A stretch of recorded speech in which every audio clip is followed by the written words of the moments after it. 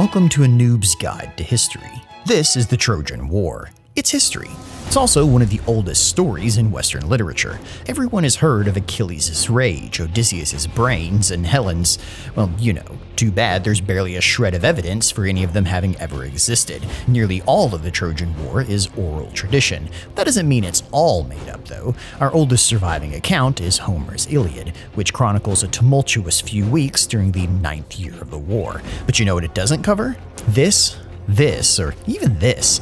Most of what we think we know about the Trojan War comes from a smattering of pottery and secondhand summaries of poems and stories that haven't even survived. Our only other source is a reference in the records of the Hittite Empire that speak of a war in the Aegean Sea between the Wailusa and the Ahiyawa, which just goes to show that even the names we call these people probably aren't accurate. But they all agree that the Trojan War was an epic story with more teabagging and corpse looting than a Call of Duty tournament. See, around 1200 BC, the city of Troy dominated commerce in the Aegean Sea. Its position at the mouth of the Hellespont put it at the crossroads of Asian trade routes and Mediterranean shipping lanes. It also let the Trojans get filthy rich, charging toll fees, dock fees, import fees, and event pricing parking fees to any ship stuck there waiting for the winds to change. But being turned 24/7 has consequences. Soon, everyone in the Aegean wanted in on Troy's action. The Greek peninsula, though, was ruled by semi-autonomous kings who constantly warred with each other, and it would require one hell of a reason for them to band together and sail across the Aegean and fight Troy. On a diplomatic mission to ancient Sparta, yes, that one of the princes of Troy, Paris, forgot to turn his sexy down, and the local king Menelaus' wife got downright dehydrated. She was so thirsty for Paris's body. Next thing anybody knew, Paris and Queen Helen of Sparta were both in a boat back to Troy, and she was finding out why Trojans still come in gold wrappers, which is all the excuse the Achaean kings of Greece needed to squat up and raid, sack, and rampage the streets of Troy, and also get Helen back. Troy awoke one morning to find a shore full of hairy dudes lounging on its beach. It left them wondering if they maybe should have upgraded their security a little bit. And if you've ever felt the same way while browsing the internet, then you should take a look at the sponsor of this video, NordVPN. Everyone knows VPNs can be used to protect your emails and messages from prying eyes while guarding personal data, but most people use it just to get around arbitrary firewall restrictions. As a film and history teacher, I've had to use NordVPN just to access educational videos in class. And that's the real benefit of a VPN. Access to whatever sites you may need, wherever you may be. It can be used on 6 devices per account and has a 30-day money-back guarantee for you if you want to try it. So if that sounds like something you could use, click the link in the video description or the pinned comment below for more information. The Trojans, though, had an alternative. They had already discovered defensive architecture, and since the rest of the Mediterranean hadn't yet invented proper siegecraft, Homer's supposed 1,000 ships were a lot like pubic lice. They wouldn't kill you, but they were certainly annoying. Rather than ask a bunch of high-strung homicidal maniacs to sit around and try and starve Troy out, the Greeks turned loose on the surrounding countryside. 9 years of pillage, rape, and plunder later, Troy was still standing, none the worse for wear.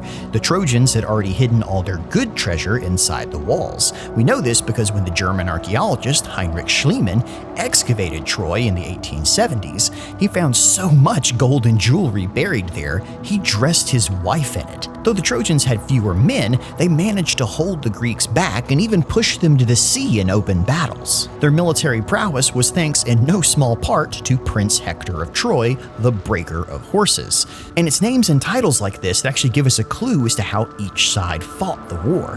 Horses in this period were especially valuable for pulling chariots, and the flat plains of western Turkey were the perfect place to use them. Other Bronze Age cultures like the Egyptians and the Hittites had carved out vast empires while staring up the wrong end of a matched team. The Trojans and their allies also likely rolled around the plains with a sizable mounted force, hurling javelins and insults at the Greeks until they ran out of both and then scurried away back behind the walls before they could be caught. Paris of Troy's association with the bow and arrow likely reflects the long tradition of Middle Eastern archery and how it was put to good use on chariots and guarding the walls of Troy.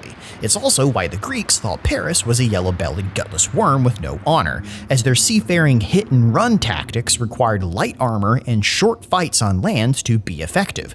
When faced against ranged weapons and chariots, they were outclassed and outmatched. The only way for the Greeks to get close enough was to spend a king's ransom and encase themselves in heavy bronze armor to play at beating each other off all day. Bronze Age battles are often shown as huge conflicts with thousands of half-naked but well-oiled men rubbing against one another, but the reality of Homeric warfare was much more personal. Committing your entire force to open battle was risky, not least because if one of these champions got clocked, corpse looting was expected. Soldiers from both sides would try and loot the bodies before they were even dead, leaving these heroes stripped of their armor and honor by a bunch of dirty peasants. It was far better to keep it as a duel of honor between the nobility, where every morning the kings and their retinue would meet on the plain below the city. Their soldiers would make a few half-hearted attempts at throwing stones and javelins at each other until the big boys would roll up on their chariots and throw shade until someone was forced to accept a challenge. If you called someone a no-dicked sheep humper whose mother slept with giants, or a fat, cuckold, pedophilic social climber, they'd have to do something about it or lose face. These champions would then swoop in on chariots, jump off, and fight until they got tired, then wave their chariots back, high-five each other for being awesome, and then ride off again. Because the point wasn't to kill the other guy, it was to prove who was the GOAT. Menelaus walking up to the walls and demanding to duel Paris seems far-fetched to modern ears, but it would have been expected of him at the time. The size of a warlord's retinue depended entirely on how tall his tails were and how much loot he could reasonably promise. After all, that's what these champions were there for: treasure and reputation. And also Helen. They wanted Helen back too.